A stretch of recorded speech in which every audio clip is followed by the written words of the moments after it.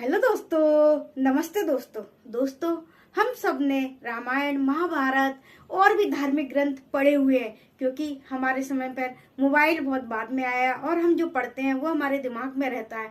और पहले के लोग जो थे, हमारी जनरेशन के लोग थे, वो पहले दादा दादी, नाना नानी से कहानियां सुनकर ही बड़े हुए हैं। उस समय मोबाइल तो था नहीं, तो हम भी अपनी छोटी छोटी जो कहानियां हैं, अपने बच्चों को सनातन धर्म की कहानियां हैं, रामायण महाभारत की, उनको अपने पास में बैठाकर सुनाएं, जिससे उनके जीवन में रहे और उन चीजों को वो अपने जीवन में भी करें। तो दोस्तों, उन्हीं की कहानी, रामायण की एक छोटी सी कहानी है जो मैं आपको सुनाती हूँ। कि सीता माता थी, जो वो महर्षि वाल्मीकि के आश्रम में ही उन्होंने एक पुत्र को जन्म दिया था, जिसका नाम उन्होंने लव रखा था। तो जब एक दिन सीता माता जंगल में लकड़ी लेने जा रही थी, तो उन्होंने महर्षि वाल्मीकि को बोला कि आप पुत्र का ध्यान रखना। तो महर्षि वाल्मीकि कार्य में इतने लीन थे, उन्होंने सिर्फ हाँ में सिर हिला दिया।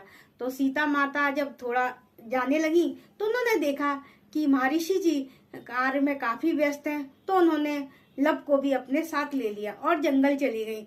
उधर जब महर्षि का काम पूरा हुआ, तो उन्होंने देखा कि पुत्र दिखाई नहीं दे रहा, तो उनको बेचैनी हुई और मन में अनिष्ट की आशंका भी हुई और उनको पश्चाताप भी हुआ कि मैंने उसका ध्यान नहीं रखा। तो अब उन्होंने क्या किया कि कुशा को एक बच्चे का रूप बनाया उसको, और उसमें मंत्रों के जरिए प्राण डाल दिए।